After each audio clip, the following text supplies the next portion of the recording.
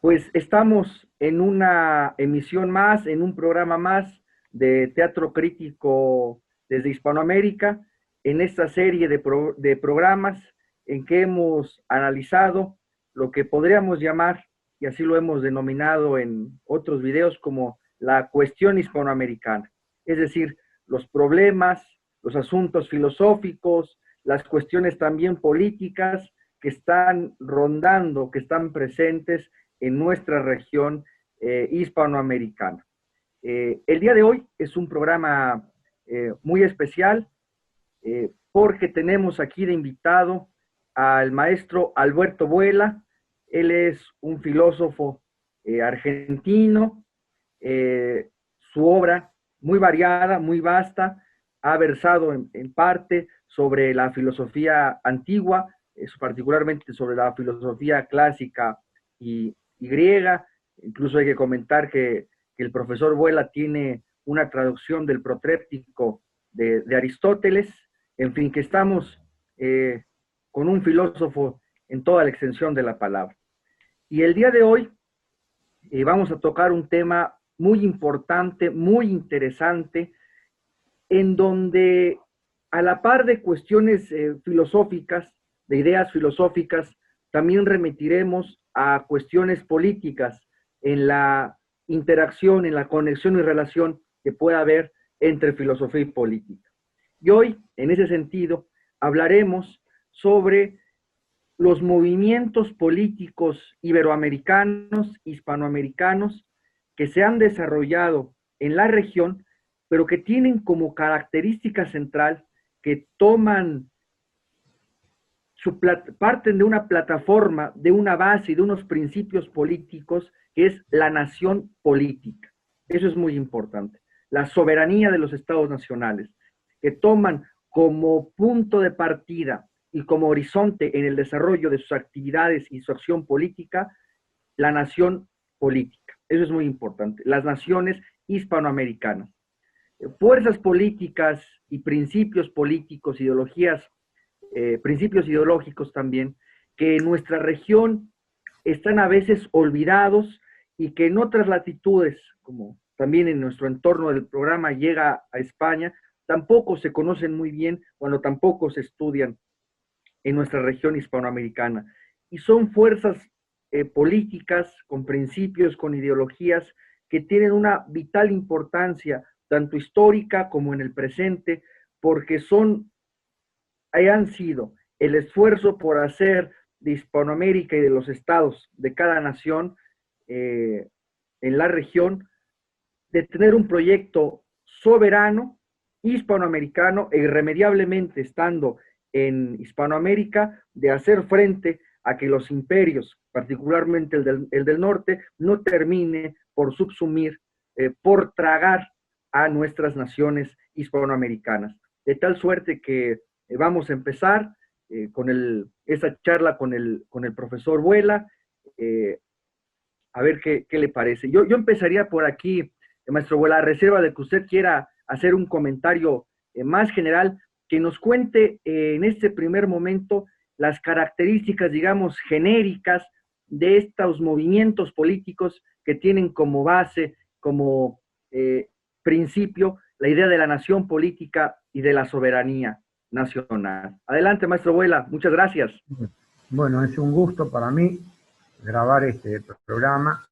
Te diré que es el primero que grabo en este sentido, ¿no? Nunca había usado esa tecnología. Lo primero que tengo que decir es que los felicito a ustedes porque hablan de Hispanoamérica y no de Latinoamérica, que es el primer extrañamiento que tenemos nosotros, es el extrañamiento por el nombre.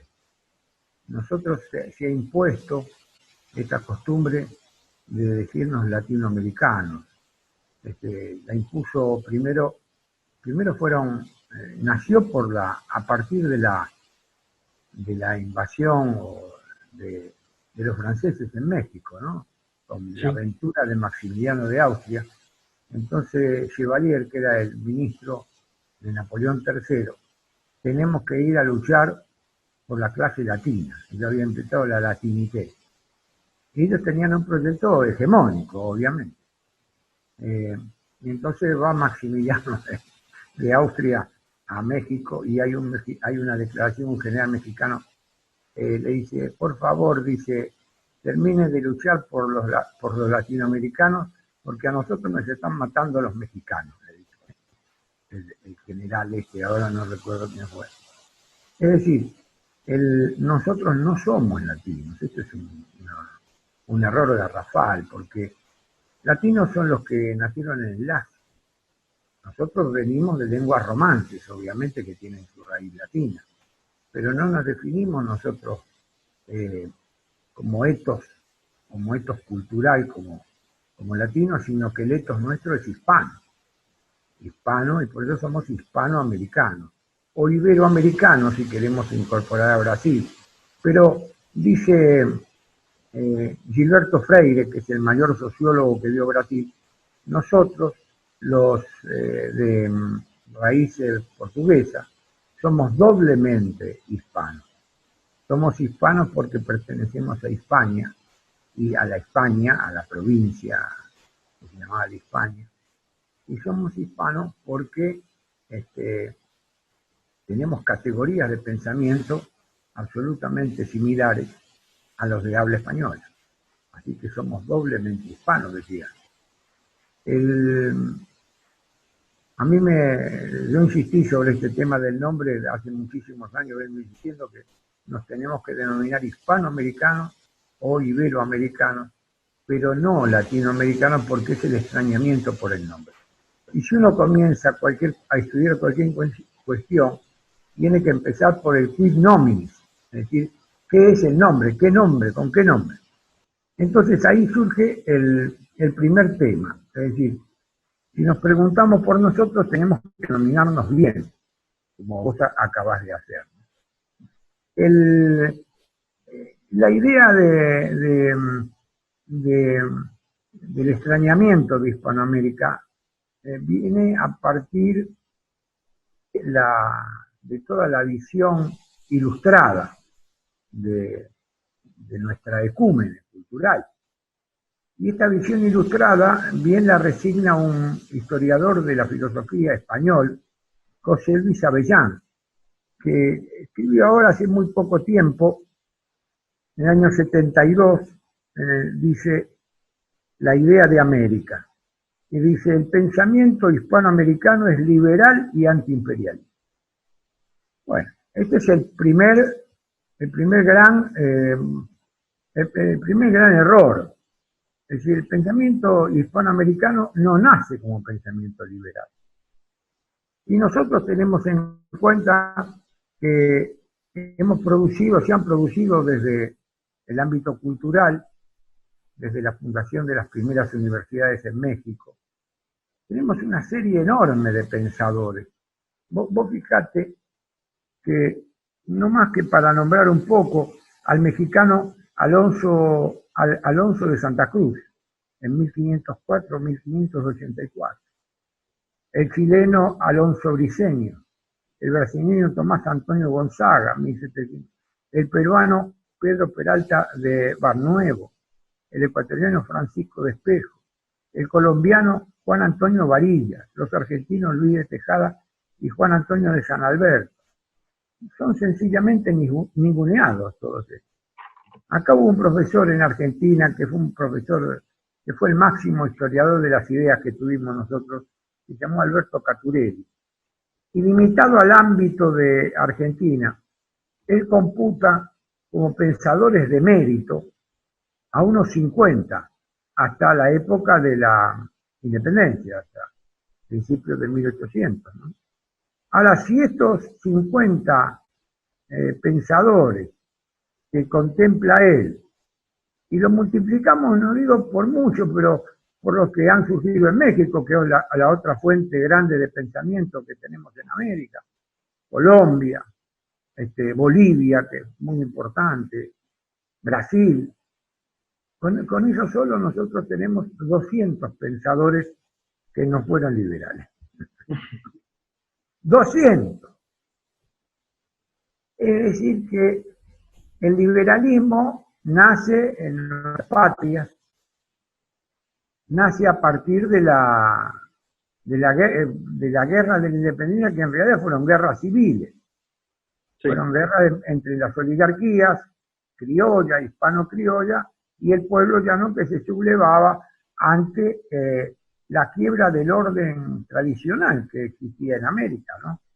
Acordate de los cabildos, acordate de las leyes de India, acordate de las instituciones, a todo ese trabajo de Solórzano y Pereira.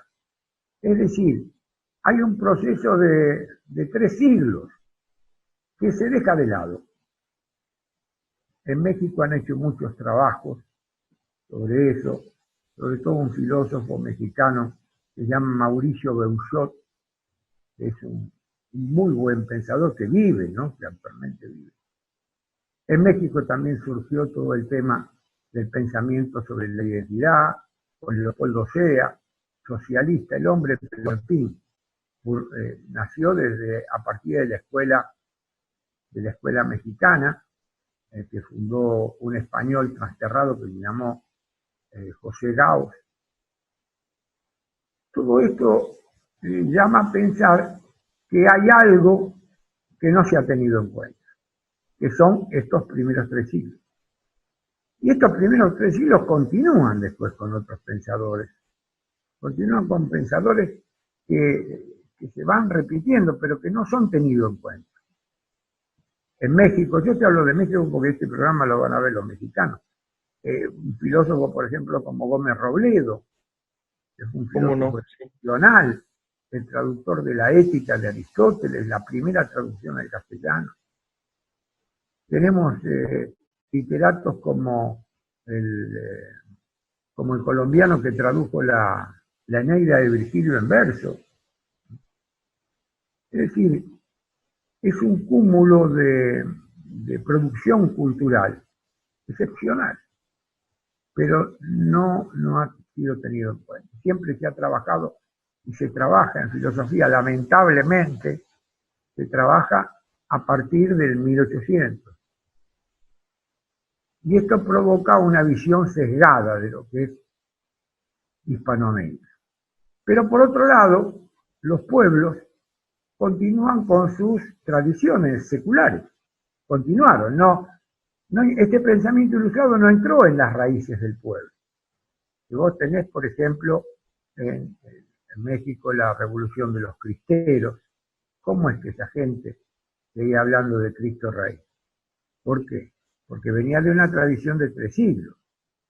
Venía de la tradición que había inaugurado Vasco de Quiroga, con las ciudades hospitales. Vasco de Quiroga en Michoacán crea la hospitalidad, la ciudad que recibe, son estas ciudades que reciben a la gente más humilde, y las ayuda a vivir, les permite un crecimiento pleno. Bueno, todo eso es conocimiento de pocos, en realidad. Pero bueno, dado que nuestros pueblos resistieron naturalmente la colonización cultural que produjo la Ilustración y el Iluminismo, esa Ilustración que tenía como mensaje político la ciudad liberal, las ideas liberales. Entonces, ¿cuál es el grave error del liberalismo en este punto? Es la negación de la fe como una dimensión antropológica. La fe. Ellos negaron la fe y quisieron construir un sujeto absolutamente racional, lo que se llamó después un filósofo como Heidegger la razón calculadora.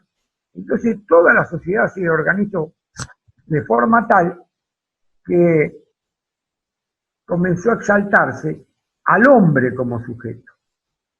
Al hombre como sujeto de la historia, al hombre como centro de la historia.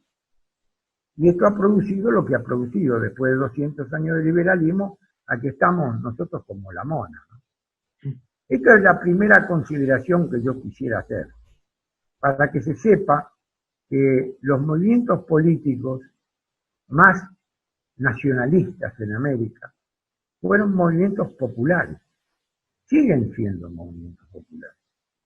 Y esto no hay que interpretarlo como una lucha de clases, no, como pretende, por ejemplo, el marxismo. Esto hay que interpretarlo como una lucha por el ser de nosotros mismos. Y ahí hemos tenido una cantidad enorme de movimientos populares que podemos hablar de cada uno, no sé si te parece a vos, ¿no? Claro, claro, maestro, ese es eh, eh, el punto justo. Bueno, después de esta extraordinaria introducción que usted nos ha hecho, eh, en esta situación eh, que usted ha comentado ahora de los movimientos políticos en conexión con la idea de Hispanoamérica, ¿qué le parece si empezamos, aunque sea rápidamente, a glosar los distintos movimientos políticos con sus principales dirigentes, que eso va a ser muy interesante, esbozando un poco sus principios políticos y a ver qué le parece? Y yo Bueno, antes simplemente comentar que vamos a situarnos en este momento del trayecto histórico que vamos a referirnos, sobre todo a partir del siglo XX, de los años 20 particularmente, en los 40, los 50, los 60, 70, 80, en particular durante la segunda década del siglo XX, y yo quisiera acotar lo siguiente, para que se comprenda bien cuál es el origen y cuál es la circunstancia política e histórica en que se desenvuelven y se desarrollan estos movimientos políticos. Y simplemente esbozar lo siguiente, que la estructura de nuestras sociedades políticas durante este periodo, en los primeros 20 años del siglo XX, cómo son en general las sociedades políticas hispanoamericanas. Y yo diría lo siguiente para que el maestro Vuela nos comente ahora el siguiente punto. Pues en primer lugar, que podríamos decir que en general Hispanoamérica, al secesionarse del Imperio Español, a desestructurarse el Imperio Español, mantuvo en términos generales una situación política muy parecida en cada una de sus diferentes repúblicas, características genéricas, podríamos decir. En el ámbito del régimen político, nos encontramos en estos momentos, salvo claro, están las particularidades de cada pueblo, en México se había desatado ya una revolución, pero en el resto de Hispanoamérica, la situación de un régimen político que podríamos llamar muchas veces oligárquico, en donde el proceso, vamos a decirlo así, de olización, de surgimiento de ciudadanos, de olización de la nación, ni siquiera está presente. De allí la cuestión de un indigenismo a veces muy exacerbado. En el campo, en el ámbito de las relaciones económicas, yo creo que aquí es prácticamente general para todas nuestras naciones hispanoamericanas, que es una economía enlazada a cuestiones de una economía agraria o agrícola, en procesos de un desarrollo industrial de muy diversa medida, dependiendo de cada país, pero con la gran característica que son en general economías dependientes y dominadas, por ejemplo, en el caso de Argentina, por el imperialismo inglés, y en el resto de ciudades hispanoamericanas por el imperialismo norteamericano. Y eso es muy importante. Y finalmente, para que ahora usted nos comente, maestro Vuela, comentar que en el ámbito de justo de las relaciones internacionales, de las relaciones entre nuestros estados hispanoamericanos y el resto de sociedades políticas, pues el papel principalmente de Estados Unidos, con un papel, hay que decirlo, una función dominadora y expoliadora en muchos sentidos de las naciones hispanoamericanas. Entonces yo cerraría con esto, maestro, y tal vez podríamos proceder cronológicamente, no sé si le parece a usted, bueno, empezar con la situación en Guatemala de Jacobo Arbenz, que nos comente algo, que sería nuestro bueno, primer caso. ¿Qué le parece, bueno, maestro? bueno, con muchísimo gusto. Bueno, el tema de Guatemala, Guatemala tuvo la ventaja, una ventaja extraordinaria, que tuvo un presidente que estudió acá en Argentina, en la Universidad de La Plata, que fue Juan José Arévalo. El presidente Juan José Arévalo fue presidente durante 4 años y escribió un libro extraordinario que se llama El libro se llama algo así como la dialéctica del tiburón y la sardina, ¿no? El tiburón era el imperialismo norteamericano y la sardina eran ellos. Jacobo Arbenz era un educador, se recibió de doctor en educación en la Universidad de La Plata, que recibía muchísimos hispanoamericanos en esa época, cuando él estudió. Llegó a presidente y él produjo una verdadera revolución en el orden educacional en Guatemala. Y al mismo tiempo mantuvo una política económica allende al liberalismo, porque le dio al Estado que cumplía su función de la función subsidiaria del Estado. Es decir, esta función es según la cual el Estado tiene que ayudar a hacer al particular. Ayudar, no hacer él, ayudar a hacer aquellas cosas que al particular no puede. Por ejemplo, hay que hacer un puente. Un particular, a lo mejor no hay capital para hacer un puente enorme. Puede ser un puente de paso, pero entonces ahí el Estado, si hay una empresa que hace puentes, bueno, entonces ayuda y lo subsidia y después se le devuelve ese subsidio con trabajo. Eso fue lo que hizo Juan José Arévalo. Cuando Juan José Arévalo cumple su periodo, creo que fueron 6 años de gobierno, van a elecciones y el sucesor de él era Jacobo Arbenz. Jacobo Arbenz lo primero que le hacen es ponerle el sello de comunista.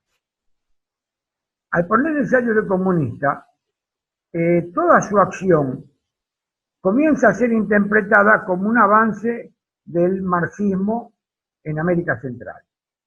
Eso justifica, porque los norteamericanos en realidad son los estadounidenses, porque ustedes son norteamericanos también, porque están en América del Norte. Los estadounidenses siempre buscan una causa, causus belli, buscan una causa de guerra. Y la causa fue casualmente esto que le inventaron. Es decir, siempre eligen ellos el enemigo. Como pasó con la explosión del navío ese Maine en la guerra contra Cuba. Claro. En realidad la guerra era contra España. Y ellos decían que liberaban a Cuba. No, ellos querían quedarse con Cuba. Entonces, fue un atentado, como se dice hoy, de falsa bandera. Es decir, ellos provocaron la explosión del Maine. Después se supo, pero 100 años después. Ya no podemos, ¿a quién vamos a recurrir? De modo tal que el otro hombre interesante que fue la mano derecha de Arbenz fue Guillermo Torielo, que fue el canciller de Arbenz.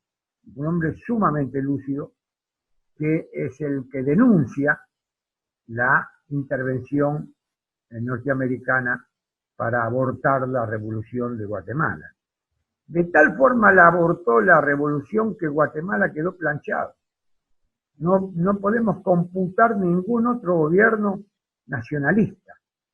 Cuando yo digo nacionalista, y esto hay que tenerlo en cuenta en Hispanoamérica, ¿por qué tenemos? Porque a diferencia de Europa, y esto es muy importante, en Europa los estados surgen a partir de las naciones.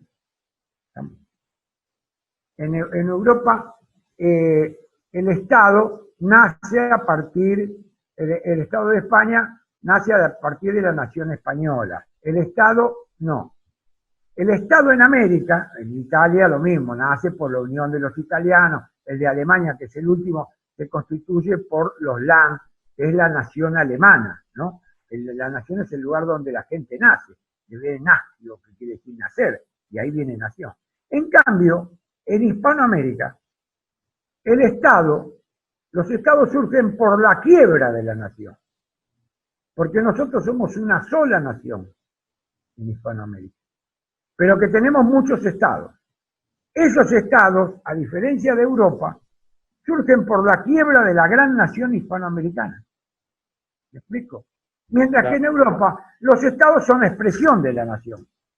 Nuestros estados, ninguno de nuestros estados es expresión de la nación. Porque si fuera una expresión de la nación, como sucedió en Europa, nosotros tendríamos que tener una nación unificada o una federación de naciones. Los estados quiebran, los estados nuestros son estaditos, por eso tenemos republiquetas, son siempre manejables, siempre, ¿no? En muy pocos periodos de la historia hispanoamericana se han alzado los estados en contra de los modelos de colonización y de imperialismo. En muy pocas ocasiones. Las pocas veces que se han sublevado han sido en estos movimientos nacionalistas.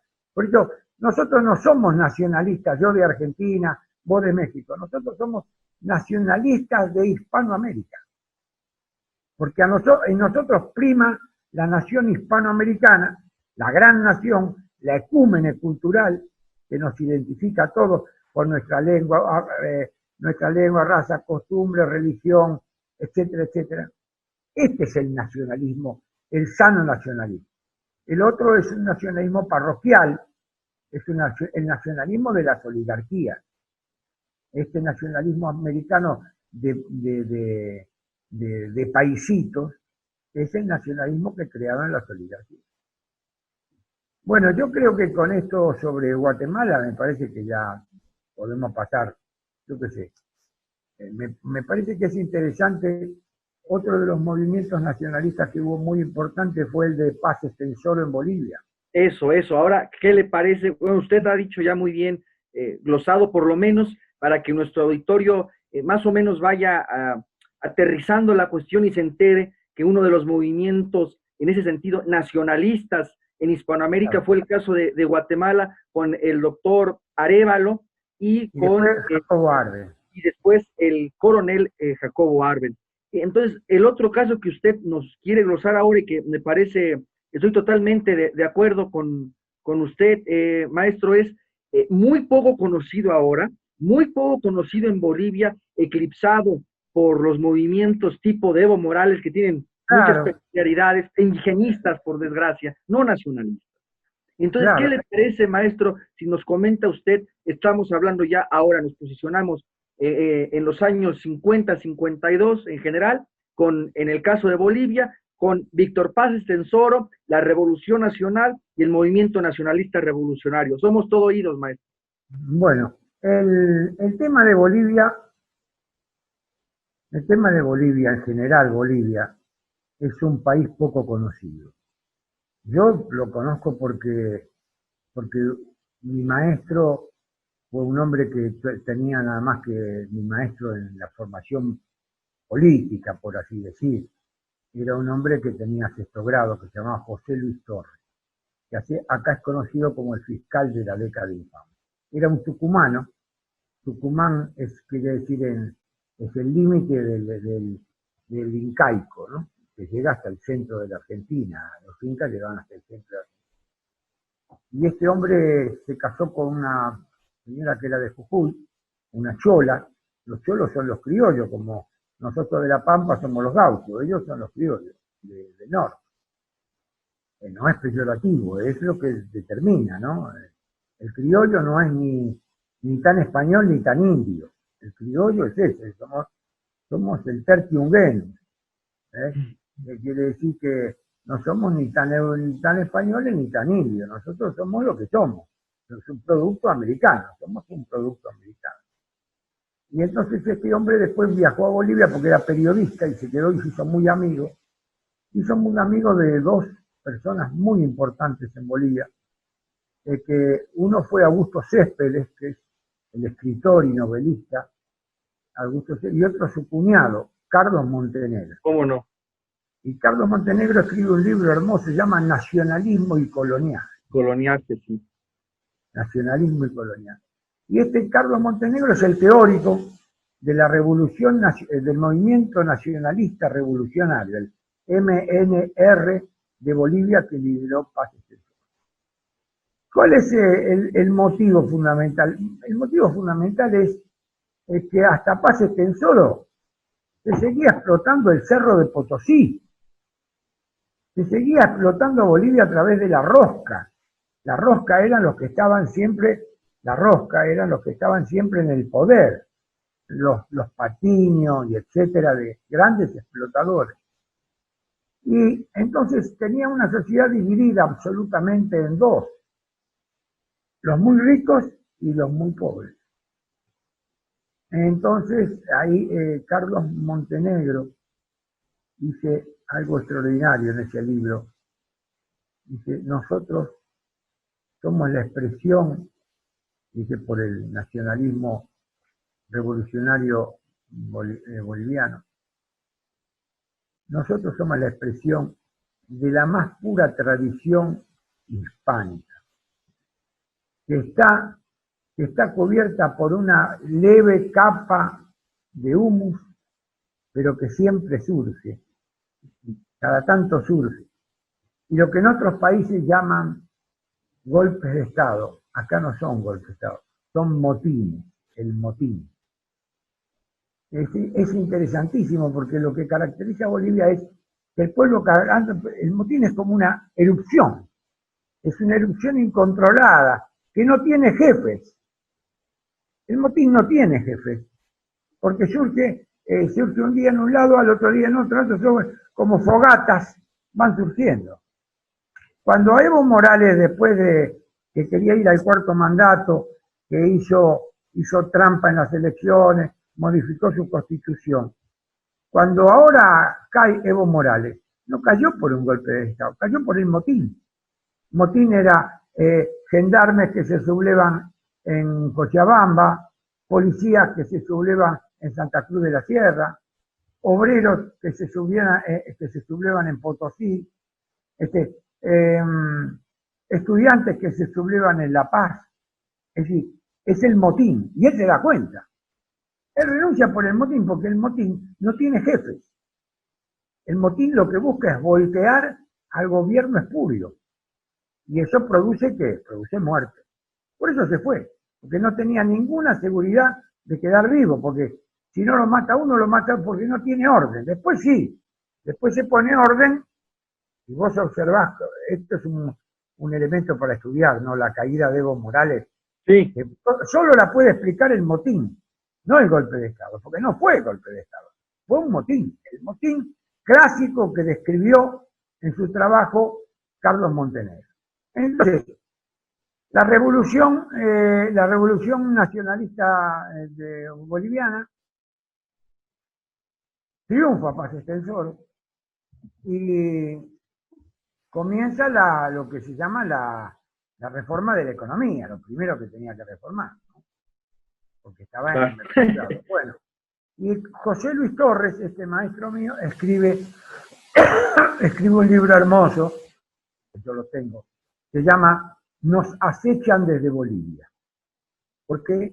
Porque el que voltea a Paz Extensoro es la Organización de Estados Americanos. Lo voltean los norteamericanos a Paz Extensoro. Fue una revolución que quedó porque las medidas que tomó fueron medidas que nunca se habían tomado. Así es. El tema sobre la educación pública, sobre el manejo del petróleo, los ferrocarriles. Las minas, cuando nacionaliza las minas. Las minas, la nacionalización de las minas. Por eso, termina, es la primera vez que dice, bueno, el Cerro de Potosí es boliviano. Ya el cerro habría bajado como 200 metros de altura, con toda la plata que se llevaron durante 400 años. Pero la revolución se caracterizó por una revolución popular, una revolución nacionalista. ¿Qué quiere decir? Que incorporaba todos los valores del ethos hispanoamericano, todos los valores que venían desde la época del descubrimiento de América. Es más, él es el que casualmente no hubo movimientos indigenistas, al contrario, los que eran de raigambre indígena, que son pocos en Bolivia en realidad, la mayoría son criollos, allá le llaman cholos, sí, o en Santa Cruz de la Sierra le llaman camba, pero son variedades de lo mismo, como en Ecuador se llama montubio, o en México se llama charro. Son variedades del mismo tipo humano del criollo, estamos hablando, ¿no? Y entonces se incorporan en pleno, porque él dice, y nosotros somos un movimiento nacionalista hispanoamericano y todos somos de la misma estirpe. Él es el primero que habla de estirpe, no de raza. Es una cosa que hay que tener en cuenta, ¿eh? Nosotros no somos una raza, somos muchísimas razas, pero somos una estirpe, la estirpe hispanoamericana. Como los cristianos no somos una raza, nosotros somos la estirpe de Cristo. Somos de la estirpe, pero no hay una raza cristiana. Hay a lo mejor pueblos más cristianos que otros, bueno, seguramente. Pero, entonces, lo que hay que tener en cuenta es que las reformas que realizó Paz Estenssoro, guiado sobre todo por Carlos Montenegro, fueron reformas estructurales. Y reformas que después vinieron los golpes de Estado, obviamente. Los golpes de Estado siempre aprovechados por los liberales. Eso es. El liberalismo es el gran enemigo de Hispanoamérica. Totalmente, maestro. Totalmente. Y el liberalismo ha sido alentado siempre por los Estados Unidos e Inglaterra. Primero Inglaterra, Absolutamente. después los Estados Unidos. Y las veces que intervino Francia, también intervino subespecie liberal. Siempre, siempre. Entonces, este es un segundo movimiento que hay que estudiar, hay que tener en cuenta las reformas. Yo tuve un gran amigo mío que murió desgraciadamente hace 2 años, que fue Andrés Solís Rada, que fue senador muchas veces en Bolivia, fue director de diario, fue ministro de hidrocarburos de Evo Morales, el primer ministro. ¿Cómo no? Sí, sí. Después renunció. Yo viajé a Bolivia cuando fue en el 2002, que empezaron con esa historia de la ¿cómo se llama? De la nación plurinacional. Eso, el nombre del Estado plurinacional. Yo tuve ocasión de hablar con García Linera, hablé con Evo también, pero a Evo no le entran balas, no le entran. Pero yo me he movido también políticamente en América por lo menos en América del Sur. Y hablé con García Linera y le digo, pero esto es una barbaridad. Si ustedes tienen el 78% del pueblo boliviano es criollo. O es cholo o está acholado, pero es el pueblo criollo. El indígena puro dice que hay un 6%. Y ustedes ponen acá que son 36 naciones. Va buscando los aymará, los quichua, va buscando todas las etnias y buscaron 36 etnias. Y entonces hicieron esta. Y le pregunto yo, ¿y los criollos dónde están? No, dice, no, los criollos tienen que ir a una etnia. Y Solís Rada me dice, mirá Alberto, mirá la porquería intelectual que están haciendo. Absolutamente. Nosotros tuvimos miles de muertos para establecer una nación y ahora estos disuelven esta unidad nacional. Efectivamente, maestro. Un sinsentido porque todo esto del indigenismo, todo esto viene a partir de las teorías de los antropólogos norteamericanos, que como la teoría del melting pot no le dio resultado, porque los negros van por un lado y los blancos por el otro, como acabamos de ver ahora hace días, a ellos les fracasó el melting pot.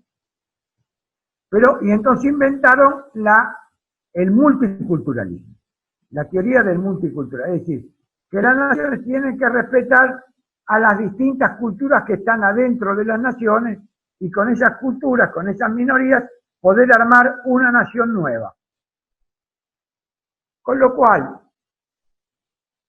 primero, liquidan la idea de nación unitaria. Efectivamente. O nación unitaria de organización federal, como le pasa a México.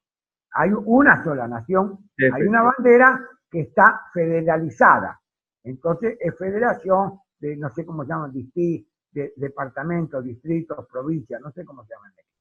Estados, peor aún estados le llaman. Estado, bueno, acá también le llaman estado. Entonces nosotros somos 24 estados y una nación. Ahora si nosotros nos ponemos a buscar y te dicen que no podés, la inmensa, entonces viene después la falsa representación. Estas repúblicas nuestras se manejan por mayoría, porque la unidad la maneja por la mayoría, porque la mayoría es el que le da el tono a la unidad de la nación. La mayoría de los mexicanos son mexicanos. Efectivamente. Algunos mexicanos se harán los indios. Bueno, yo conozco un profesor de filosofía que, bueno, se hace el indio de México. Bueno, déjalo, es un gusto que se da, un capricho. Cuando viene acá, cuando sale de México, y usted le dice, no, yo soy relativo tras clecla. No, vos sos mexicano. Claro. Y se puede hablar todo lo que quiera. Cuando se va, dice, ahí se fue el mexicano. ¿Y se acabó? Entonces, y se acabó. Entonces, en la trampa del multiculturalismo es que ellos, como les fracasó esa teoría, inventaron el multiculturalismo y lo quieren aplicar en nosotros. Pero en nosotros, lo que tuvo éxito fue casualmente el crisol de razas. Efectivamente. La integración. Es el interculturalismo. Nosotros somos interculturales, integramos comidas, usos, costumbres de la cantidad enorme de inmigrantes que hemos tenido. Y en México deben estar llegando, como acá en cosas, deben estar coreanos, chinos, japoneses, ¿no? Árabes, llegan. Y acá en Argentina, calculá, llegan a montones. ¿Ahora qué vamos a hacer? Vamos a hacer la República de los Árabes, la República de los Judíos, la República de los Armenios, la República de los Alemanes, la República de los Italianos, que tenemos 14 millones de descendientes italianos. ¿Me entendés? Entonces, ¿qué hace? Y nosotros los criollitos, y nos quedamos aparte, la República de los Gauchos. No tiene ningún sentido. Este es un mecanismo más de dominación que lamentablemente lo aplicaron en Bolivia, que lamentablemente. Sí. Bueno, esa constitución fracasó. Yo no sé si vos te has enterado, en 2012 la tuvieron que modificar. Eso así es, no fue ni para atrás ni para adelante. Un error al principio es grande al final, dice Aristóteles. Así es. Así que bueno. Así inicia el ente y la esencia Santo Tomás diciendo esto: un pequeño error termina en un gran error. Claro, eso lo toma Santo Tomás de Aristóteles del Tratado de Cairo. Efectivamente. El profesor Vuela nos ha dado una de las herramientas o las claves para entender lo que pasó en Bolivia con Evo Morales y la diferencia de proyectos entre la perspectiva del movimiento nacionalista revolucionario de Paz Estenssoro y la perspectiva de Evo Morales. Simplemente recordar esto, previo a la revolución nacionalista de Paz Estenssoro, en Bolivia había voto censitario, es decir, solamente podían votar aquellos que sabían leer o escribir, pero eso entrañaba en el fondo una división, yo me atrevo a decir, étnica, para evitar que las grandes mayorías de la nación participaran políticamente. Claro, cuando la inmensa mayoría de la población es analfabeta, pues no puede entonces votar, y el movimiento de Paz Estenssoro, integrador, igualizador de las distintas, casi de una sociedad estamentaria que se había forjado en Bolivia por esa oligarquía terrateniente y filo yanqui, pues el movimiento nacionalista del gran Paz Estenssoro en una perspectiva de igualización, de integración de todos en la nación, justamente va en contra del indigenismo y por la integración nacional, por la unidad nacional, que luego bajo la perspectiva indigenista disolvente de Evo Morales revienta la nación y revienta la nación política. Y ese es el gran problema que eso implica para nuestras naciones y el peligro del indigenismo en nuestras naciones, que es un paso a la disolución nacional y muy peligroso, una herramienta sin duda que sirve a intereses ajenos a los de nuestra región hispanoamericana. Claro, vos fíjate acá en el sur de Chile, tenés por ejemplo los mapuches, y que los mapuches están en el sur de Chile, y la sede de los mapuches está en Londres. La sede del movimiento mapuche chileno está en Londres. Imagínese usted. ¿Por qué? Entonces responden a esos intereses. Totalmente.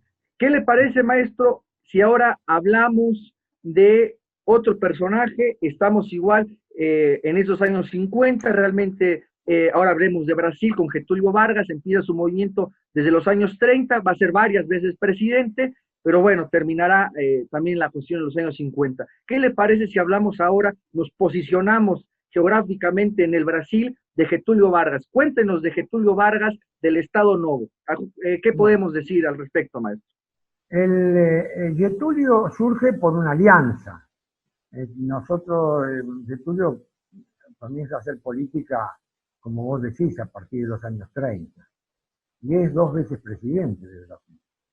Entonces él en Brasil tiene un problema gravísimo, que es el problema de la costa de Brasil.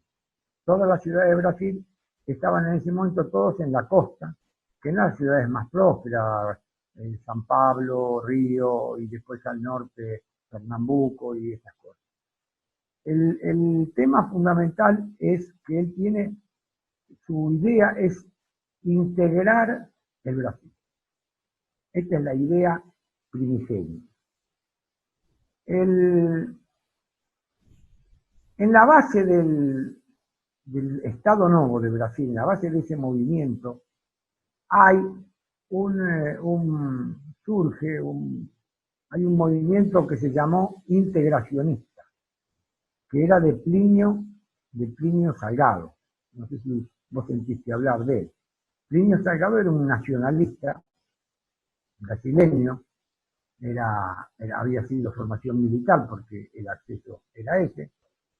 Y Plinio Salgado, lo primero que plantea es el tema de la soberanía. Es decir, ve que las oligarquías que estaban instaladas, ya te digo, las oligarquías nuestras nacen con la guerra civil hispanoamericana. Yo le llamo como se tiene que llamar exactamente. Nosotros, guerras de liberación de qué. No, nosotros no liberamos de nada. Nosotros nos sacamos a España de encima y caímos en la guerra de los norteamericanos o de los ingleses. Así es. Primero de los ingleses y después de los norteamericanos. En México es un poco distinto porque cae en la guerra de los franceses y después en los norteamericanos, ¿no? Eso es. Pero el tema era liberarse de todos estos movimientos del siglo XX, son movimientos para liberarse de las oligarquías. Hubo movimientos también en el siglo XIX, Sí. Hubo movimientos, pero no tenían el mismo peso específico que estos movimientos del siglo XX. Por ejemplo, Portales en Chile, Rosas en Argentina, son todos movimientos del siglo XIX, ¿no? Que enfrentan a los franceses y a los ingleses. Todo este movimiento en Brasil, él quiere liberarse de la burocracia de esas oligarquías. Esto es lo que lo mueve. Y él lucha, y toda su lucha, la de Getúlio Vargas, que era gaucho, porque era de São Borja, que es un pueblo limítrofe con Argentina. Esa parte son los gauchos, las 3 provincias del sur de Brasil son las provincias gauchas. Por esas provincias hubo guerra entre Argentina y Brasil, con la famosa batalla de Ituzaingó y demás. Y este hombre fue tan grande él quería hacer una alianza. En su último gobierno quería hacer una alianza con Perón. Y Perón a su vez quería hacer una alianza con Ibáñez del Campo, el de Chile, que se llamó el proyecto ABC, Argentina, Brasil, Chile. Cuando estaban realizando ese proyecto que vendría a ser una especie de Mercosur, una unión, querían hacer una unión entre los países, no comercial, sino que habían pensado una unión también jurídica. Es decir, que las leyes que nos rigen a nosotros en la vida cotidiana fueran comunes a Chile, Argentina y Brasil. Que liberar las aduanas. Entonces nosotros podíamos funcionar federativamente. Eso es lo que propone Getúlio. A ver si Argentina, Brasil y Chile pueden funcionar en forma federal. ¿Cómo termina esto? Con la posición de la oligarquía de San Pablo. Y Getúlio Vargas termina suicidándose. Así es.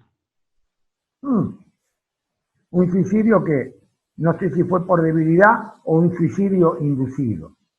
Pero eso fue lo que ocurrió. El Estado Novo, que uno puede leer el libro, que es interesantísimo, se apoya en 3 principios fundamentales.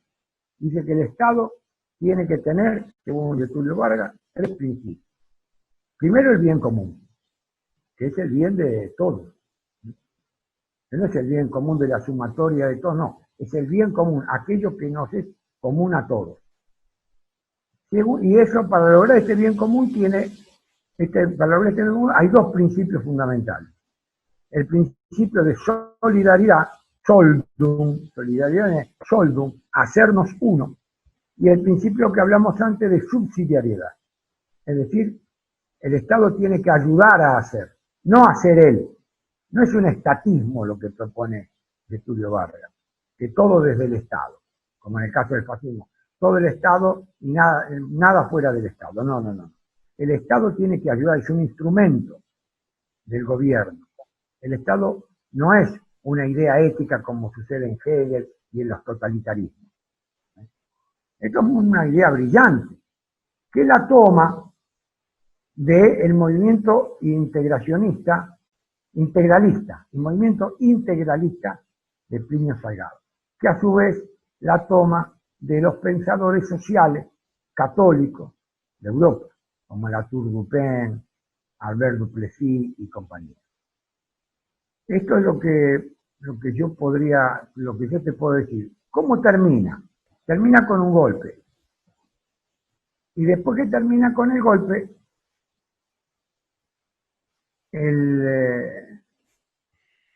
queda la idea de Getúlio de descentralizar Brasil.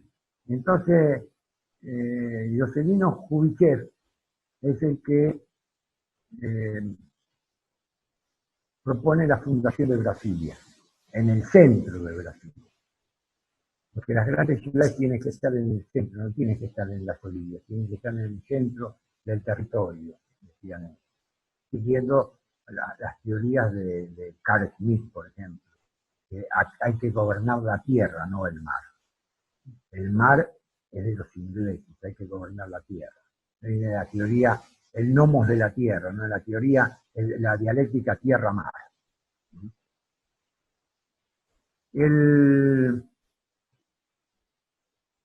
Kubitschek realiza la reforma, ¿cómo podríamos decir?, administrativa del gobierno de Brasil.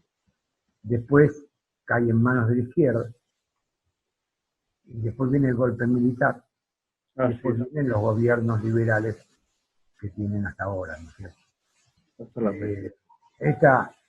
No quedó prácticamente nada del movimiento de Getúlio Vargas. En algunos sindicatos, yo estuve en Brasil, algunos sindicatos lo recuperan, la CUT, la Confederación Trabajadores de Brasil, pero eso es muy poco lo que quedó, no quedan restos. No quedan restos como... ¿Por qué? Porque tampoco en Brasil se ha trabajado mucho, no se ha trabajado el tema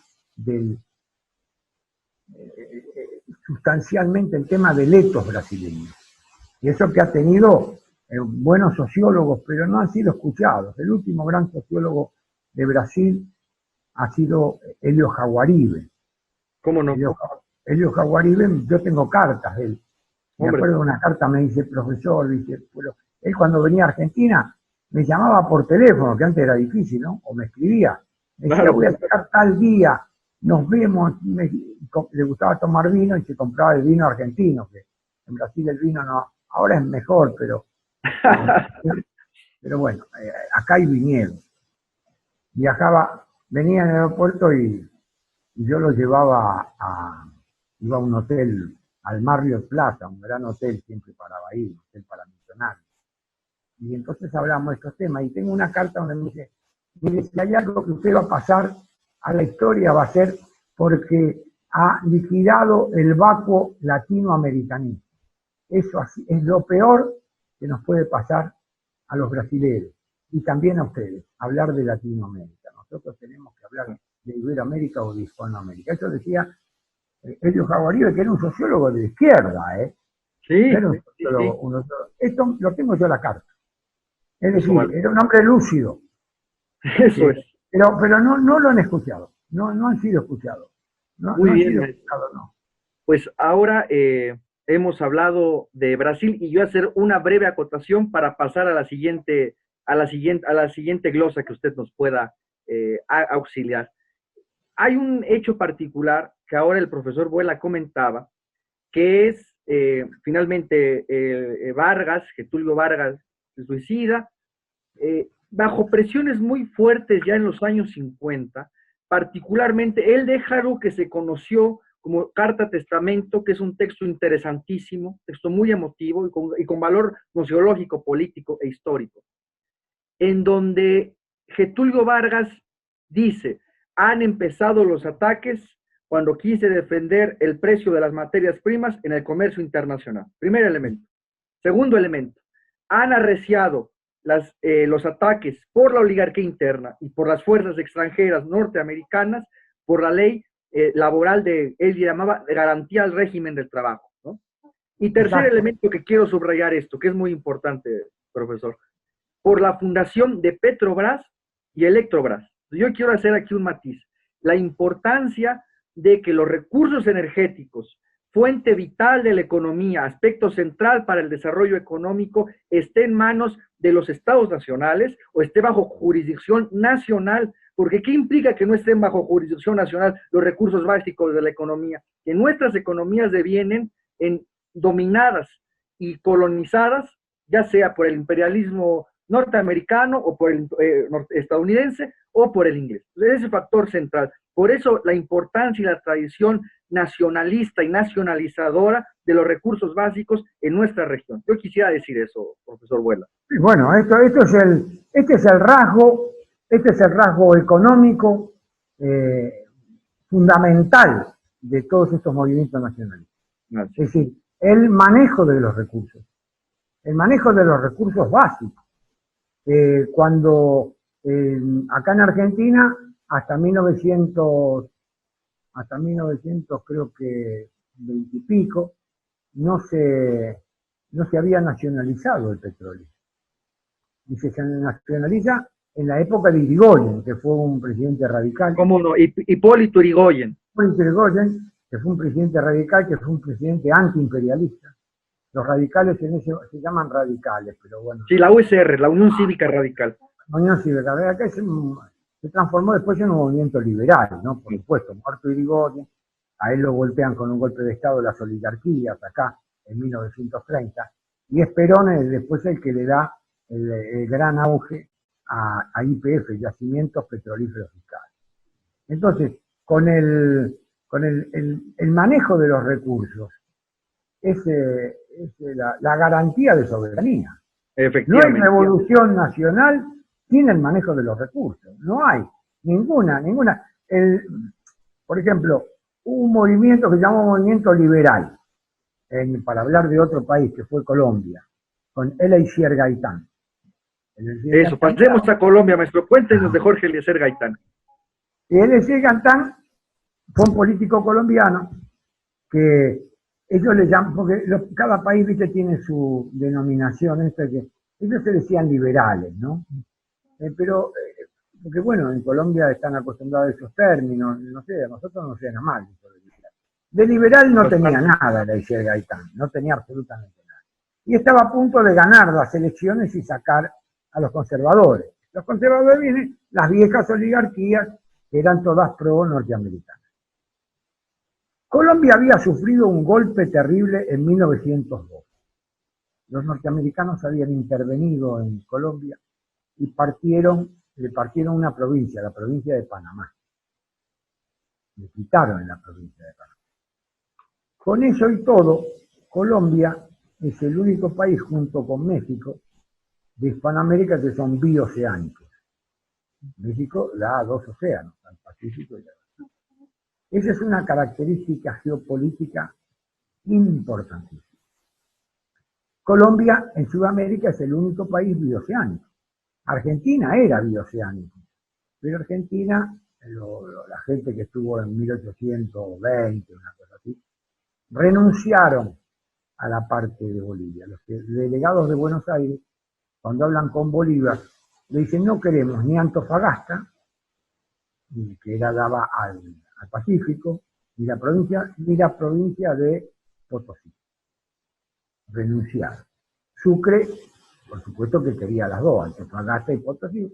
Bueno, quedaron para Bolivia lo que se llamaba el Alto Perú. Y Argentina dejó de ser bioceánico. En Colombia, Colombia no perdió ese rasgo, entonces se transformó Colombia en un verdadero problema, porque cualquier país bioceánico es un país que potencialmente quiere decir que lo que está en potencial puede ser otra cosa en geopolítica. Vos sabés que las nociones de potencia y acto, lo que está en acto es lo que está realizado, ¿no? Y lo que está en potencia es lo que se puede realizar. Bueno, el carácter de bioceánico para estos dos países, México y Colombia, es un rasgo geopolítico importantísimo que no se puede perder. Y con la escisión de Panamá, perdió parte de su acceso al Atlántico, pero no toda. Perdió parte de acceso al Pacífico, pero no toda. Entonces quedó como un potencial poder, no realizado, pero quedó como poder. Y entonces Energy Gaitán pivotea sobre esa idea. Nosotros somos un país bioceánico que se va a dar su propia política. Y tiene un proyecto nacionalista de organización del Estado, de organización de la sociedad. Y en el 48 él denuncia todo eso, ganaba las elecciones. Y ahí se produce el magnicidio, que es el asesinato del Energy Gaitán, y se produce el Bogotazo, la reacción de todo el pueblo colombiano. Como anécdota te cuento que apoyándolo a Energy Gaitán, había un joven que se llamaba Fidel Castro, que había ido con un pasaporte argentino. Miren. Y que Perón no podía salir cuando se produce el Bogotazo, no lo dejaban salir las autoridades conservadoras y que entonces Perón le da un documento argentino y viaja como argentino, regresa a Cuba. Fue una conmoción muy grande porque se esperaba mucho.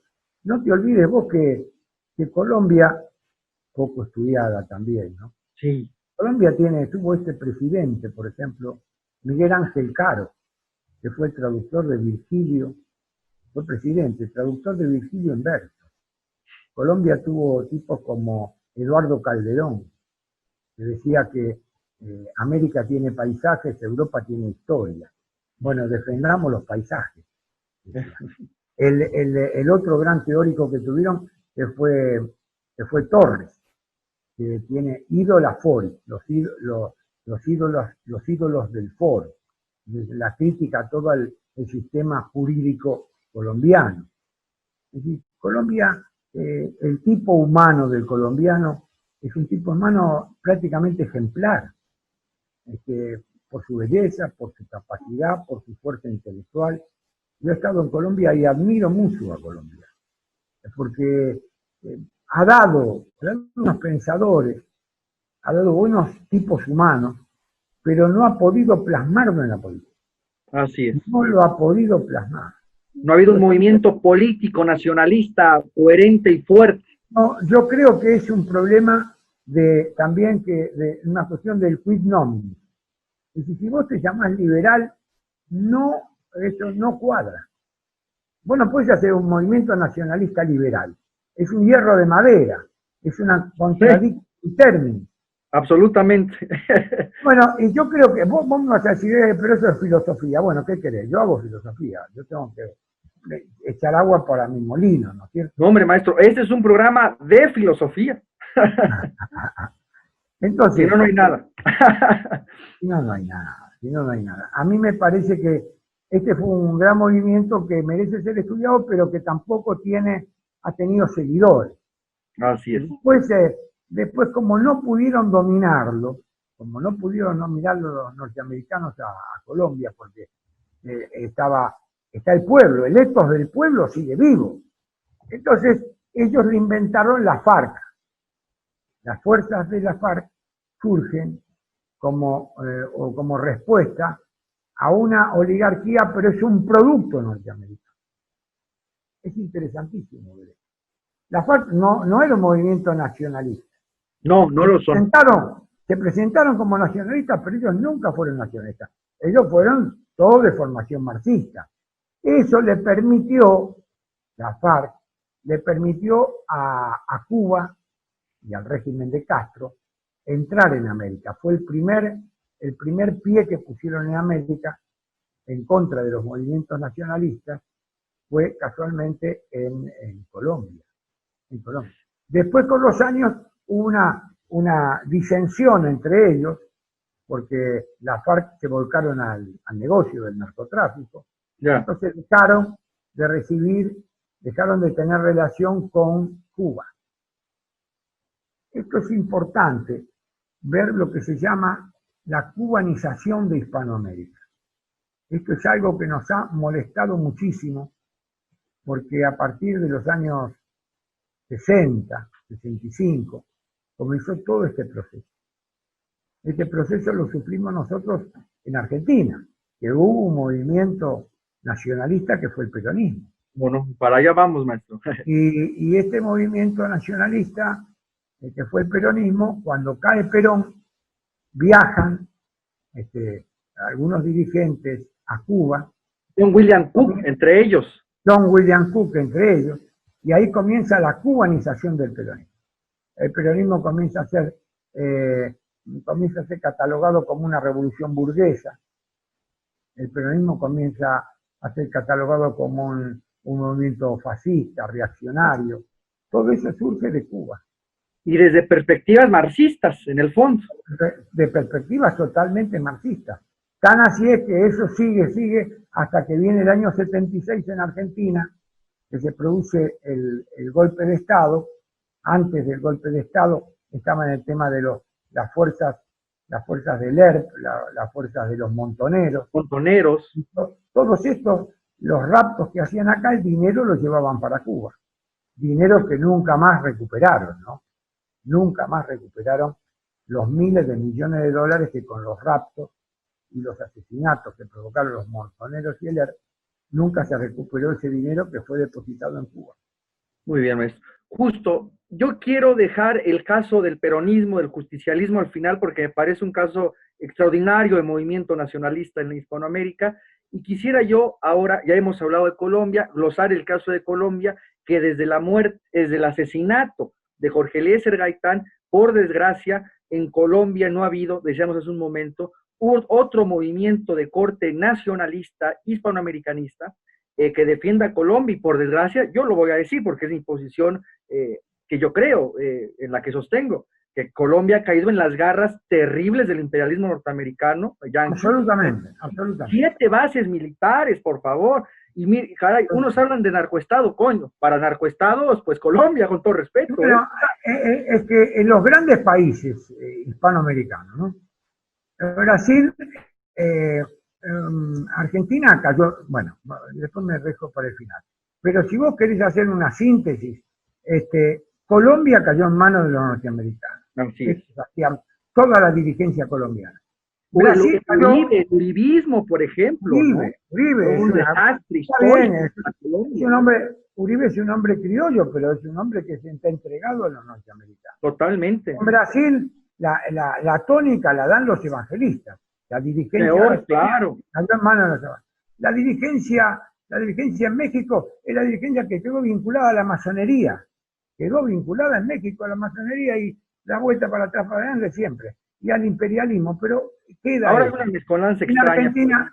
En Argentina quedó en manos para no nombrarlos, porque si no van a decir que uno hace racismo, quedó en manos del imperialismo internacional del dinero.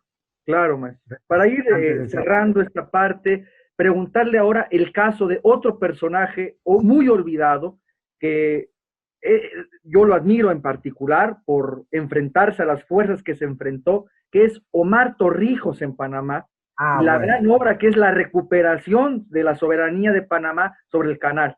Cuéntenos de eso. ese fue el gran logro de Torrijos. Torrijos tenía un dicho que decía: un paso atrás solo para tomar impulso. Eso es.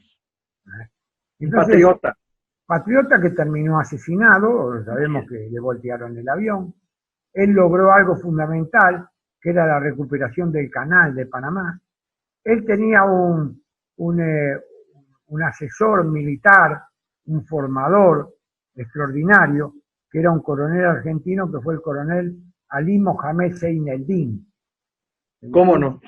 La tropa comando más importante de estos últimos años, ¿no es cierto? Por lo menos en lo que va de finales del siglo XX, principios del siglo XXI. Entonces, y Zeineldin estuvo con Torrijos. Torrijos admiró muchísimo a Torielo, al ministro de Economía de Arbenz. Torrijos fue un antiimperialista en todos los rasgos del término. Se puede decir que Torrijos hizo una revolución con muy poco, porque en realidad tenía todo el pueblo panameño, pero al Panamá no tenía estructura, claro, institucional. No duró. Por eso después de Torrijos viene un hombre poderoso como Noriega, pero es un narcotraficante. Absolutamente. Un traidor al nacionalismo, un traidor a las causas de Hispanoamérica. Sí, al final cuando se las vio negra comenzó con declaraciones rimbombantes, pero todo su gobierno fue el gobierno de un dictador y un corrupto. Así es, man. De modo tal que hay que tener en cuenta y distinguir siempre a Torrijos de Noriega. Hay que distinguir a Torrijos de los otros, de los conservadores que tuvieron como Arosemena y compañía. Es decir, pero mirá, hay un pensador chileno que se llama Joaquín Edward Bello, que tiene un hermoso libro que se llama Nacionalismo Continental. Y entonces dice: el nacionalismo continental, a nosotros no nos alcanza el nacionalismo chileno, porque nosotros somos un país chico y no incidimos para nada. Necesitamos un nacionalismo continental, que es lo que le faltó. Le falta estructura. Panamá puede no existir, que el mundo siga andando, ¿estamos? Pero claro. No. ¿Por qué? Porque es un estado absolutamente disminuido en su potencialidad. Pero como revolución fue una de las más claras revoluciones nacionalistas que hemos tenido. Totalmente. Esto es así. Otra revolución nacionalista que intentó plasmar sobre todo los ideales de Portales fue en Chile, que fue el coronel Ibáñez del Campo, por los 50, que tuvo la gran habilidad de integrar Chile, sobre todo la parte que le habían conquistado a Bolivia en la Guerra del Pacífico, la parte del norte, de Atacama. Entonces, este hombre tuvo la sabiduría de integrar y no perseguir a esa gente que vivía en Atacama, que eran bolivianos, que se consideraban incluso bolivianos. Incluso diría, muchos se consideran todavía bolivianos, ¿no? Por más que hayan pasado 150 años de la ocupación. Son cosas difíciles de superar. Claro que es difícil para un mexicano superar que está en Texas y que no está en México. Eso es tremendo. La vez pasada vi gente que estaba pasando un video, gente que hoy en estos días está pasando por el Río Grande y son inmigrantes, ¿no? Y una señora muy humilde dice: bueno, pero al final, ¿qué tenemos? Por fin volvemos a nuestra tierra, porque esta tierra es nuestra. Claro, tremendo. Y pasaron 150 años. Son cosas que la fuerza interna de los pueblos no es una cuestión de libros. La fuerza interna de los pueblos se va constituyendo por las vivencias. Se constituye por dos aspectos. Por las vivencias históricas de ese pueblo y por los enemigos que ha tenido. Esos dos elementos cohesionan el ethos de un pueblo. Si tiene claro los enemigos y si tiene vivencias compartidas. Estos dos elementos convergen en la conformación de la identidad de nuestro pueblo. Me parece que, por eso yo quería decir algunas palabras sobre también Ibáñez del Campo. Claro, muy bien. Pues para ir avanzando y cerrando, simplemente para glosar a nuestro auditorio el caso de Omar Torrijos, que él está en Panamá en los años finales de los 60, 68, en los años 70, y es que recuerden que sobre el canal de Panamá está fija la soberanía estadounidense sobre el canal, es decir, era, como decía el general Torrijos, un estado dentro del estado. Dentro de las grandes movilizaciones nacionalistas, populares, por recuperar la soberanía panameña sobre esa región de su estado, había una consigna popular que a mí me gusta mucho y hay que recordarla, que era Omar seguro, al gringo dale duro. Es cierto, y después, bueno, viene también ahora, últimamente, estuvo el caso de la experiencia de Chávez, que no claro. es Mire, pasemos entonces a simplemente cerrar esto. Yo, para cerrar el punto, Torrijos, en su diario político, que son citas que compiló uno de sus seguidores, él decía esto: teníamos dos objetivos fundamentales en la revolución. Primero, la recuperación del canal, y segundo, convertir una caricatura de país en una nación. Creo que... Exacto. Pero mire, nos comentaba ahora del caso de Venezuela. Eso es interesante, la interpretación que usted da, profesor Vuela. Coméntenos. Mira, yo tuve ocasión de hablar con Chávez 3 veces, viajar a Bolivia, a Venezuela, a Caracas, estuve. Yo soy asesor, aparte de filosofía, yo soy asesor de la CGT Argentina, de la Confederación General del Trabajo, y él quería crear un movimiento sindical que fuera más allá de la CTA, la Confederación de Trabajadores, la CTV, Confederación Trabajadores de Venezuela, que se había burocratizado en un edificio enorme en Caracas. Bueno, nos invitó, así que fuimos para allá, vimos qué era lo que estaba sucediendo. Estábamos en el primer gobierno de Chávez. Chávez tenía como mentor en esa época, lo tenía a Perón y a Torrijos. Así es. De él. Vino acá a Buenos Aires, yo lo recibí, compró casi toda la bibliografía que había sobre Perón, leyó sobre Perón, tenía un asesor, él en esa época se llamaba Norberto Ceresole, que es un sociólogo argentino que falleció, que venía de la izquierda, pero que se había volcado después al peronismo. Bueno, cuando vamos nosotros a un congreso internacional que se hizo en el Hotel Hilton, iban toda la gente de la izquierda, porque vos sabés que todos los movimientos obreros, la mayoría de los movimientos obreros son movimientos socialistas o marxistas, ¿no? En todo el mundo, ¿no? Acá, menos en el caso argentino, porque los sindicatos fueron, de alguna manera, la obra de Perón. Sí, claro. No es socialismo. El peronismo es justicia social, es una cosa distinta. Pero, claro, tenemos un lugar en común, que es casualmente la justicia social. Por eso es uno de los motivos por los cuales el marxismo no ha avanzado en Argentina, porque el peronismo ha sido un freno. Así es. Porque, ¿qué pasa con el marxismo? El marxismo siempre tiene un discurso sobre el deber ser. Siempre tiene un discurso en función del futuro, del advenir. Es un movimiento profético, por así decirlo. Entonces siempre coloca, todo lo bueno está en lo que va a venir. Y lo malo, lo que hay que liquidar. Y el peronismo, la diferencia es que el peronismo dice que con bosta se hacen paredes. Entonces, con lo que hay, tenemos que trabajar. Claro. Pero siempre tenemos que tener la mirada en transformar esa realidad. Es decir, está parado en el presente, pero con una mirada al futuro.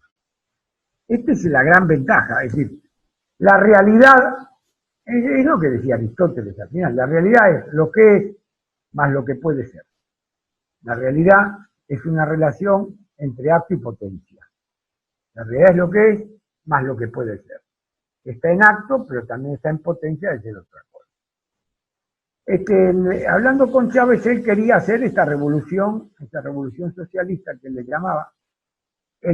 Cuando estuvimos nosotros incluso hablaba de revolución justicialista, él quería una revolución justicialista.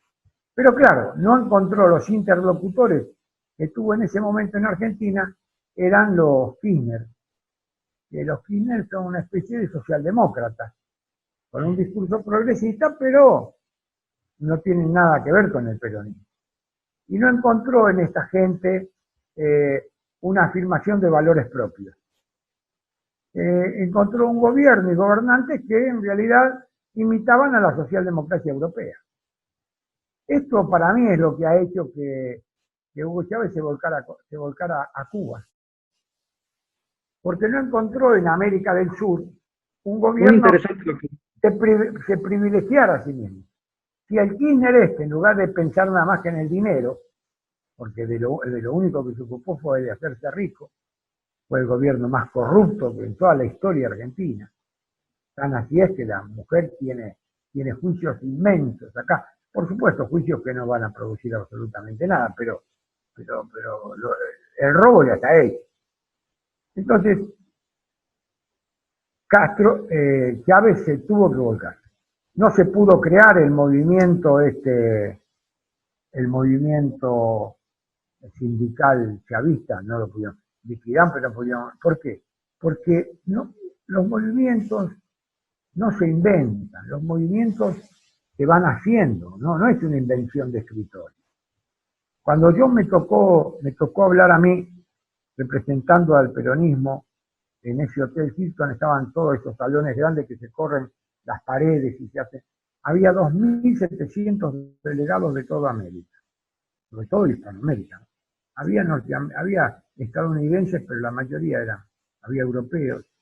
Entonces me piden a mí que yo hable sobre el peronismo. Y le dije, mire, yo acá no les voy a hablar del peronismo porque son todos marxistas. Nosotros para ustedes somos fascistas, así que yo no tengo por qué gastar pólvora encima. Por otra parte, estaba el secretario general de Cuba, secretario de la CGT de Cuba, y por otra parte hablamos de sindicalismo y acá está el Petillo Correa, que yo le digo, lo tenía mirado. El Petillo Correa, yo no vengo acá a discutir a Cuba, te discuto a vos. ¿Cuántas convenciones colectivas de trabajo vos discutiste desde tu gremio? Ninguna, porque ustedes no tienen convenciones colectivas de trabajo. Ustedes son todos empleados públicos. Lo que vos tenés es una bolsa de trabajo. Lo que no tiene sindicalismo Cuba. Tiene una bolsa de trabajo y empleados burócratas, como en el caso tuyo. Pero, ¿saben lo que les quiero decir? Es una sola cosa. Que eso lo pueden hacer en Cuba, porque no tiene peso específico propio.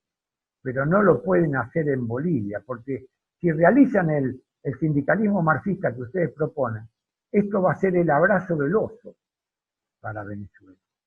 Viene el oso y lo abrazamos, pero el oso nos mata. El oso no entiende que lo vamos a abrazar. Nos aprieta y nos mata. Cuba no es una empanada, Venezuela no es una empanada que se come con solo abrir la boca. Es el abrazo del oso. Bueno, terminó eso. Estaba Maduro, que era diputado, grandote, un poco más alto que yo. Y bueno, nos vamos al hotel y en el hotel estábamos ahí con unas venezolanas hermosísimas. Yo estaba hablando con una, estábamos en la pileta, ¿viste? Nadando. Y entonces le digo que tenía, esas cadenitas de oro morocha, le digo yo. Ay, no, dice. Ay, no, gaucho, esta es de Oropel. Bueno. Mira, si me quedara unos días te regalo una cadenita de oro. Estamos aquí, haciendo cosas. Y viene corriendo el grandote ese. ¿Dónde está el profesor del abrazo del oso? Del abrazo del oso. Claro, ¿quién lo buscaba? ¿Maduro era el que preguntaba? Preguntaba Maduro. Y entonces yo estaba con dos sindicalistas. Dice, el comandante quiere verlo. Bueno, nosotros también vamos, porque nosotros teníamos sindicato. No, lo quiere ver nada más que del abrazo del oso. Bueno, entonces le digo, Morucia, me lo voy a ver a Maduro. Ay, anda, gaucho, que yo te espero. Bueno. Y allá me fui a ver a Maduro. A Chávez. Entonces a Chávez, o sea, usted está relanzando su encuentro con Hugo Chávez. Con Hugo Chávez. Entonces, vamos allá y yo Lo miro yo, es un poco más bajo que yo, pero viste, tipo humano. Yo tenía un poco más de pelo y estaba en 2002, viejo, 2003, no sé cuándo. Y entonces, son 20 años menos, ¿no? Y entonces, llego ahí y yo tendría 50, tengo 72, tenía 52, estaba en la plenitud. Y lo miro de lejos, hola, ¿cómo anda mi querido criollito a pie firme? Le digo. Me dice, pero ¿cómo anda Gaucho si yo te conozco? Vos me diste los libros de Perón, que me dio un abrazo. Así me gusta que tengan un gobernante criollo, como San Martín, le digo, como Bolívar, porque no somos ni tan españoles ni tan indios nosotros. Así es, nosotros somos criollos. Bueno, Guevara también, creo, sí, también, pero no es del palo nuestro, le digo yo. Bueno, me quedé 4 horas con él. Comimos, chupamos, fumamos, él no fumaba, pero me dio un montón de cigarros, que a mí me gusta fumar cigarros. Me quedé una experiencia estupenda. Pero claro, yo le dije, le digo, no se puede hacer, no lo puedes hacer, y no lo puedes hacer con Kirchner tampoco, puede ser que consigas plata, pero no tienen condiciones, no tienen convicciones políticas, tienen intereses. Esa fue mi experiencia, y lo que yo puedo contar es verdad, y quedó como una revolución frustrada, porque ese Maduro era un chepibe de Chávez. Yo por lo menos lo que hablé de él, nunca se destacó por ser un hombre que tuviera alguna idea así fuerza, o que se empeñara en algo. No, él había un hombre ahí que se llamaba el Chino Kang. Ese sí tenía, pero desapareció. Nunca más, no sé, era diputado, pero desapareció de la política. De la escena pues, política. Lo que usted nos ha comentado ahora respecto a Venezuela, porque fuimos transitando, pasamos de Panamá, comentamos ahora de Venezuela, es muy importante lo que nos ha dicho, porque es algo que a veces se hace tabula rasa de ello, y es que en el caso de Venezuela, Hugo Chávez, en un principio, eso lo hemos comentado en otras partes, no se asume como socialista ni como filomarxista en un primer momento. Él, como usted dijo al inicio, tomaba como referencias a Perón, a Omar Torrijos, a Velasco Alvarado también en Perú. Claro. Y es esa situación de Chávez, del giramiento, de un viraje, ya de un proyecto muy confuso, muy oscuro, que deviene en lo que pasó al final, ¿no? Claro, el tema del fracaso de la revolución bolivariana, yo se lo atribuyo a la intervención también de Cuba. Ya. Es la intervención de Cuba que bastardea todos estos movimientos. Cuba bastardea, se me fue la imagen a mí, no sé si vos me ves. Yo lo veo. Ah, bueno, si vos me ves, suficiente. Cuba bastardea todos los movimientos nacionalistas. Esto está bien, ha sido una falla a lo mejor del gobierno argentino, otros movimientos que no se quisieron acercar. Por ejemplo, vos hablás de ¿cómo se llama?, de Bolivia, no te aporta, no tiene peso específico propio. Sí, claro. En cambio, Cuba tiene montado todo en función de la intervención de estos movimientos. Yo tengo mis serias dudas respecto de la revolución cubana, tengo mis serias dudas. No tengo argumentos, pero tengo especulaciones, tengo razonamientos que me permiten decir que ha sido la mayor desgracia para Hispanoamérica en el siglo XX. Esto sí. Ha sido la abortera de los movimientos nacionalistas hispanoamericanos. Y es interesante ahora, tocando este tema, cerrando el tema de Venezuela, y para ya ir cerrando el programa, pero usted ha dicho algo. Usted decía en una ocasión, y me parecía un diagnóstico muy interesante, usted lo exponía. En un primer momento, la revolución cubana, ante eso hay que decirlo, también el caso de Cuba, previo a la revolución, no era precisamente una época de bonanza, si lo vemos bajo criterios económicos que tanto se arguyen, basta ver la estadística. y que es interesante, profesor, porque usted me escucha, ¿verdad? Yo te escucho perfectamente. Bien, en el caso de Cuba, no inicia como una revolución marxista o socialista en el sentido marxista. Es interesante, Osvaldo Dorticós, que fue presidente de Cuba en esta situación dual del régimen, él viene a México en la época de López Mateos y del PRI nacionalista aquí. Exacto. Y dice algo Osvaldo Dorticós que me parece interesantísimo. Dice Osvaldo Dorticós, eso está en la prensa de la época y está en internet, lo pueden buscar. Dice Osvaldo Dorticós, nuestra línea no es marxista, se inserta dentro de la revolución nacional e incluso, dice Osvaldo Dorticós, de la tradición nacionalista revolucionaria que se forja también en parte por la Revolución Mexicana. Es interesante también. Y el papel que en su momento tiene la Revolución Cubana en tanto transformación del estado anterior que estaba metida Cuba, ¿no? Antes de la Revolución. ¿Qué opinaría de eso, maestro Vuela?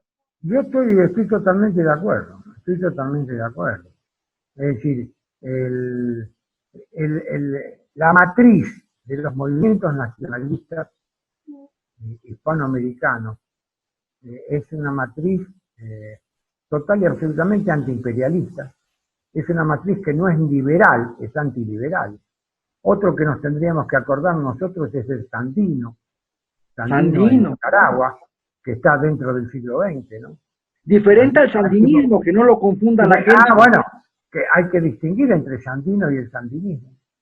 Sandino quería una relación, incluso quería hacer una relación con el Caribe, con todo el Caribe. Y después está el otro también en Puerto Rico, Pedro Albizu Campos. Cuéntenos un poquito de Pedro Albizu Campos, que está olvidadísimo, maestro. Bueno, Pedro Albizu Campos ha sido un patriota. Él estuvo, ¿cuántos años? 30 años, 30 años peleando la independencia de Puerto Rico. Independencia de Puerto Rico. Al final terminó preso en Estados Unidos. Él peleó la independencia de Puerto Rico a muerte. Ahora, el Pedro Albizu Campos no está muerto, porque Pedro Albizu Campos después tuvo un gran sucesor de él, eran dos.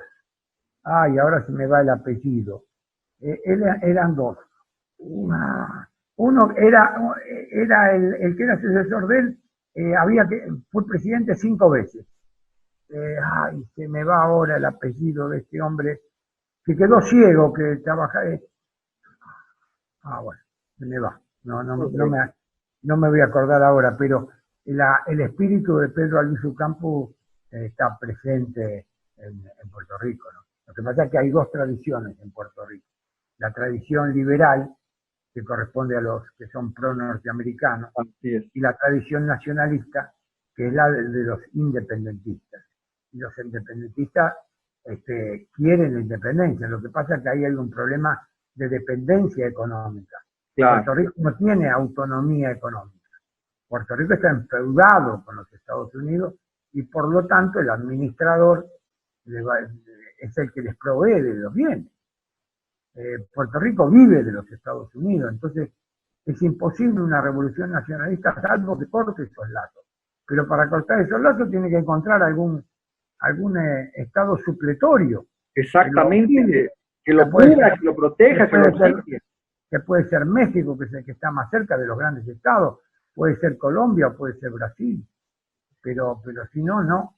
Es curioso porque es curioso porque en el caso de Puerto Rico, el que se conoce o le han llamado así en la tradición nacionalista puertorriqueña como el padre de la patria de Puerto Rico, él hablaba de la Confederación Antillana, claro, pensando en que pequeñas unidades territoriales, bueno, es imposible que subsistan económicamente, ¿no? Eso es un proyecto interesante de sensatez política. Claro, de la Confederación Antillana, que es similar a la propuesta de Sandino, porque Sandino habla también de eso, habla del Caribe. La integración del Caribe, no solo continental, sino también isleño. Del Caribe también habla, de la Unión del Caribe, Chávez, cuando en el discurso en Madrid, el discurso sobre la geopolítica de Venezuela, dice, Venezuela no solo limita con Brasil y con Colombia, Venezuela limita con todos los pueblos del Caribe, limita con Holanda, limita con Inglaterra, limita con Francia. Es decir, él muestra que Venezuela limita con todo, es decir, se extiende al Caribe. Estas son ideas fuerza que no son tomadas en cuenta. Un hombre que fue muy interesante también como un nacionalista, que fue en el año 80, del 82 al 88, que después fue muy, como te digo, fue muy denigrado porque decían que era corrupto y demás, lo cual no me consta. El Tico, el de Costa Rica, el hombre este de Costa Rica, yo estuve allá y él estuvo acá en Buenos Aires, hicieron reuniones. Y este hombre planteaba también, tenía un libro hermoso que se llamaba Istmania, es decir, la política del istmo. Claro, claro, sí. Entonces, él planteaba también la geopolítica integradora del istmo porque él le llamaba el istmo a todo esto, no solo al istmo de Panamá, y las islas. Bueno, todo eso da para mucho, ¿no? Da para mucho. Claro. Y por último, para ir ahora sí cerrando el programa, antes, yo integraría dentro de este recorrido, profesor Vuela, también a otro militar nacionalista muy olvidado y muy denostado en el caso del Perú, que es Juan Velasco Alvarado. Bueno, también está olvidado y creo que significó en la historia del Perú grandes transformaciones internas y de grandes significaciones también para el exterior de cara al Estado peruano. ¿Qué nos podría decir el profesor Vuela? Bueno, él comenzó con lo mismo que comienzan todos estos movimientos nacionalistas, la nacionalización de los recursos. Claro. Comenzó con la nacionalización de los recursos, comenzó una reforma agraria muy interesante, porque no fue una reforma agraria de tipo socialista, sino que fue una reforma agraria cooperativa, de tipo cooperativa, de modo tal que esto se sigue intentando. Acá en Argentina hay muchísimas cooperativas también, sobre todo en las fábricas que dejan de funcionar, se hacen cooperativas. El cooperativismo es muy importante en el tema de la difusión de la propiedad. Él tenía una idea fuerza, Velasco Alvarado, que era no la anulación de la propiedad privada, como lo hacen aparecer, no. Él sostenía la difusión de la propiedad. Y en ese sentido fue un gobierno muy filoperonista, por así decir. Sí. El peronismo casualmente se caracterizó por hacer muchos propietarios, generar propietarios de la tierra y de los medios de producción, ¿no? Y eso fue también lo que hizo Velasco. Duró poco su gobierno, tuvo alguna continuidad, pero lo que pasa con estos movimientos nacionalistas es que al no lograr plasmar en instituciones de la sociedad civil sus ideas, cuando caen, dejan de existir. ¿Estamos? En el caso del peronismo sigue vigente, ¿por qué? Porque el peronismo creó instituciones, creó los sindicatos, creó las condiciones para... Perdón. Creó las condiciones para que se pudieran crear. Eso. ¿Qué le parece si ahora empezamos a hablar propiamente del peronismo, profesor? Cerramos, ya hablamos de Guatemala, de Venezuela, de Bolivia, de Colombia, de Panamá, un poquito de Cuba. ¿Qué le parece si hablamos ahora del caso emblemático, a mí me parece argentino, de un prototipo de esos movimientos nacionalistas hispanoamericanos por la propia filosofía del general Perón, que me parece de primer nivel y muy interesante de analizar? ¿Qué nos podría decir usted, Alberto Vuela, del peronismo? Bueno, el peronismo es un movimiento de masas, es un movimiento popular, un movimiento que nace desde el pueblo, nace el 17 de octubre de 1945, con el pueblo en la Plaza de Mayo reclamando la libertad de Perón. El gobierno que estaba entonces, un gobierno militar, se asusta, le da la libertad y Perón como secretario de ese gobierno, comienza a estructurar y a estructurar este movimiento, que es un movimiento que nace de la alianza de laboristas y de socialistas y de sindicalistas. Había ya sindicalistas muchos, la mayoría eran anarquistas o socialistas, pero también había sindicalistas puros. Bueno, todo esto hace que en las elecciones del 46 gane el peronismo. El peronismo se plantea como enemigo al inglés, plantea a Braden, el embajador de Estados Unidos. Braden o Perón es decir, el peronismo se presenta como un movimiento antiimperialista. Y en ese movimiento antiimperialista hay factores que juegan a favor de él. Por ejemplo, Inglaterra estaba ocupada en el tema de la guerra, recién había terminado la guerra, no había perdido gran parte de injerencia, se recuperan los ferrocarriles, se refuerzan los medios de comunicación, las fuentes energéticas, las fuentes de petróleo, de gas, de electricidad. Bueno, se produce todo un trabajo de infraestructura. Pero sobre todo el peronismo sigue vigente porque creó instituciones como ya te digo, los sindicatos. Los sindicatos, hoy en Argentina una persona nace, si está afiliado a un sindicato, el padre ya nace protegido por la obra social, que son los médicos, tiene un sistema de salud propio que se llama Sistema Solidario de Salud. Ese sistema lo lleva a que el sindicato tiene a su vez escuelas primarias, secundarias, tiene universidad, tiene colonia de vacaciones. Ese sindicato lo casa, le cría a los hijos y también tiene su cementerio y lo entierra también. Como tal que muchos argentinos están protegidos por ese sistema que es de la sociedad civil, no es del Estado. Después, a su vez, ese sistema tiene una relación con el Estado, porque el Estado algunas cosas paga, otras cosas no. Bueno, se ve ahora con el tema del coronavirus, ¿no? ¿Por qué no hay tantos muertos? Bueno, porque hay 1000 hoteles sindicales que se han transformado en 1000 hospitales. De un día para otro. 1000 hoteles sindicales que se transformaron en 1000 hospitales. Es la fuerza del movimiento obrero organizado argentino, herencia del peronismo. Y maestro, ¿qué nos podría decir al respecto? Yo creo que en términos políticos, el concepto tanto filosófico como, digamos, de organización práctica de la política como proyecto que tiene el general Perón, es la idea que ya expone en el famoso Congreso Nacional de Filosofía, que se da en Argentina, y que luego él plasma, me parece a mí, en términos políticos de una manera extraordinaria, el general Perón, en su texto Modelo Argentino para el Proyecto Nacional, que es un texto de extraordinario, que es el de comunidad organizada. ¿Qué nos podría decir respecto del concepto de comunidad organizada? Bueno, el concepto de comunidad organizada, lo digo brevemente porque lo he estudiado muchísimo, el tema, tengo muchos libros escritos sobre Usted tiene un texto al respecto que se llama así, lo vi, donde habla del sindicalismo, 120 páginas, lo leí. Sí, pero tengo varios libros, ¿no? Notas sobre el peronismo, aportes al pensamiento nacional, el tema de la comunidad organizada, lo he estudiado mucho, pero lo voy a hacer por brevedad, economía del discurso. La idea de comunidad organizada se apoya en dos ideas fuertes. La comunidad organizada es un sistema de poder y la comunidad organizada es una sociedad a construir. Eso se nota.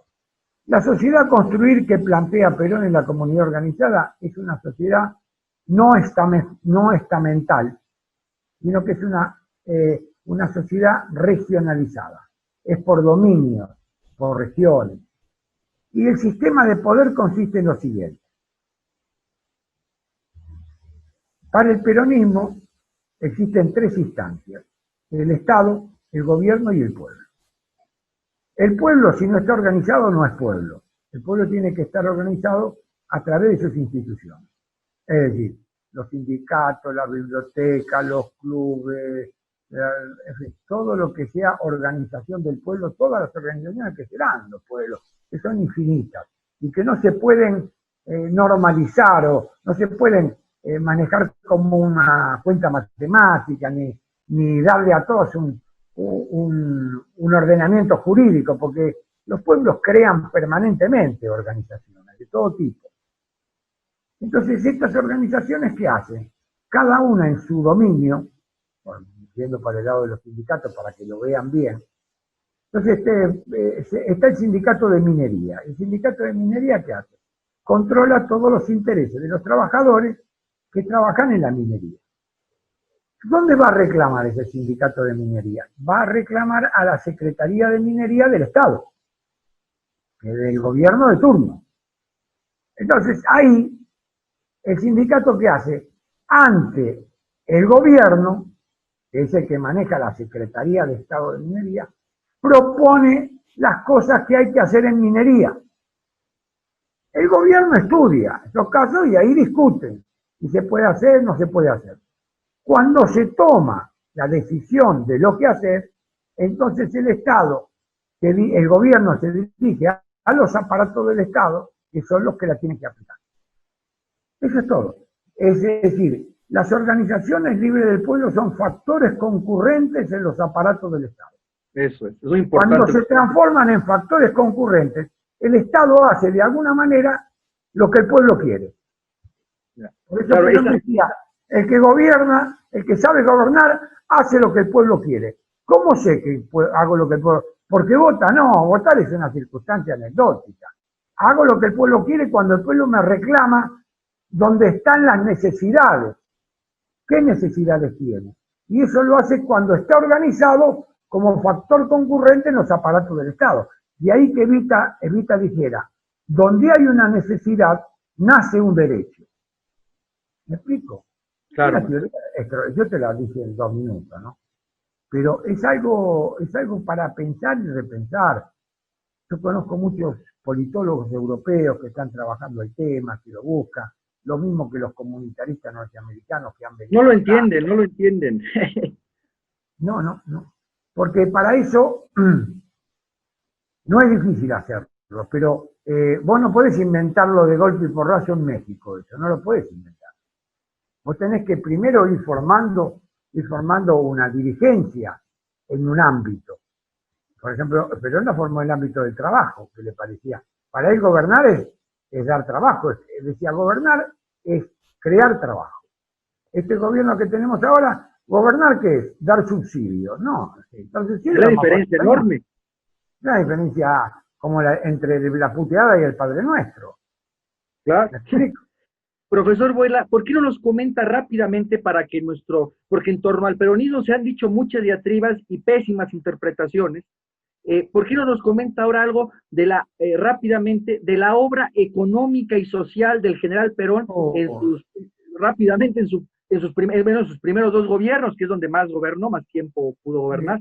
Es enorme este asunto, porque va desde, por ejemplo, desde la reforma agraria en La Puna, ese territorio que compartimos con Bolivia y con Chile, al norte, al noroeste, hizo la reforma agraria de La Puna.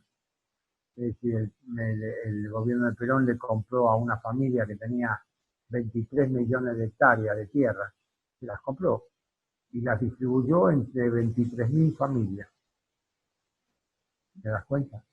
Los derechos obreros, la nacionalización de ferrocarriles, de los teléfonos, fortalecimiento del YPF, la industrialización, o sea, el peronismo, hay que decirlo claramente, es un modelo de industrialización, es un ejemplo a seguir en realidad.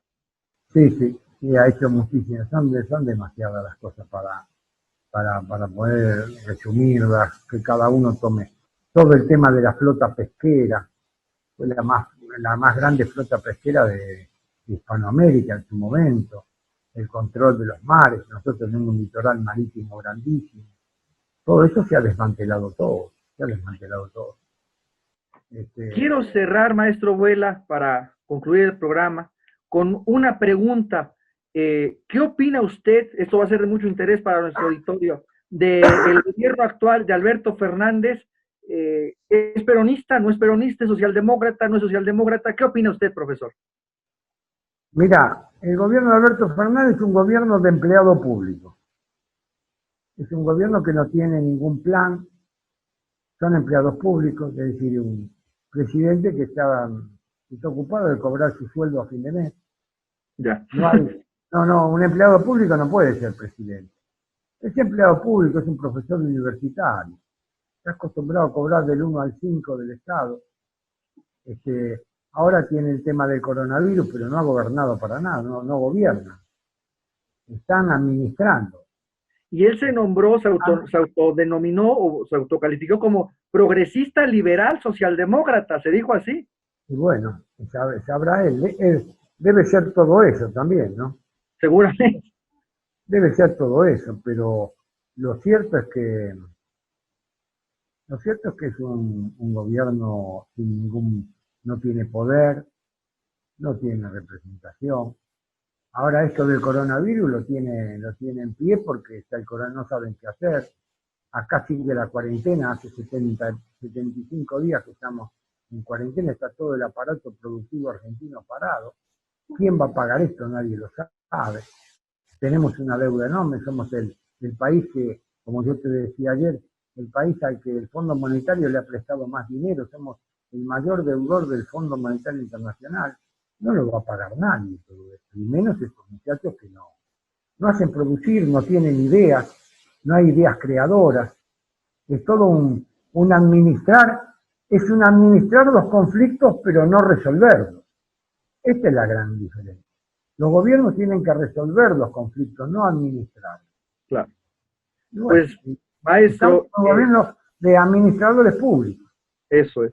Pues, profesor Vuela, yo le agradezco mucho que haya estado con nosotros en este programa, largo programa. A mí me pareció muy aleccionador. Y simplemente para concluir el programa, simplemente yo glosaría lo siguiente.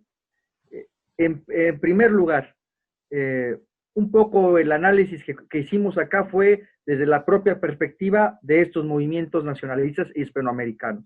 Y yo decir esta diferencia para que nuestro auditorio y también los amigos que en España nos ven lo puedan ubicar un poco. Se tratan de movimientos que no son liberales, en primer lugar, que no se pueden entender como marxistas, ni se pueden entender como socialdemócratas en el sentido clásico como la socialdemocracia alemana, europea o española. Son otro tipo de fuerzas políticas que beben históricamente de otros idearios y que en ese sentido no se podrían establecer o clasificar bajo esos términos. Lo característico, como han podido observar, de estas fuerzas políticas es que son ante todo nacionalistas, toman como base la nación política, el Estado nacional, y tienen a conservar su soberanía respecto a la amenaza de imperios o de otras fuerzas que se ciernen sobre ellos.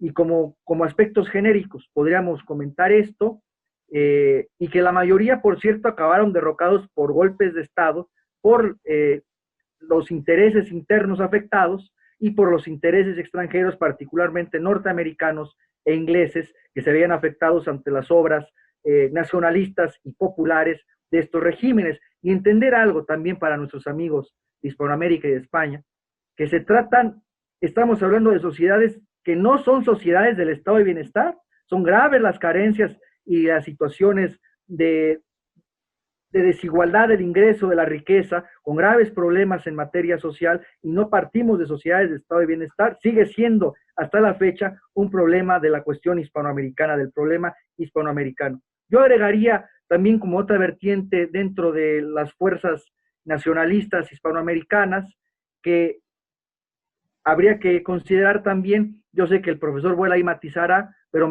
yo pensaría que en términos generales la Revolución Mexicana y el Partido Revolucionario Institucional, con sus matices, con sus particularidades, se engloba también dentro de estos movimientos nacionalistas, me atrevo a decir. Claro, no hemos hablado de México porque, bueno, para hablar de México ya estás vos. Así que... muchas gracias, pero yo simplemente decir eso, que también el priismo popular de los años 30 del general Cárdenas hasta los años 80 es una fuerza nacionalista. Y quien no la entienda así, bueno, dicen, es que es de derecha, no. Pues se trata de un movimiento plenamente nacionalista. Yo diría eso, profesor Vuela, ha sido un gusto platicar con usted. El gusto ha sido mío y es un placer y quedo a las órdenes de ustedes para cuando quieran. Muchas gracias, profesor Vuela. Pues esto fue, muchas gracias. Esto fue Teatro Crítico en Hispanoamérica. Un abrazo y hasta la próxima.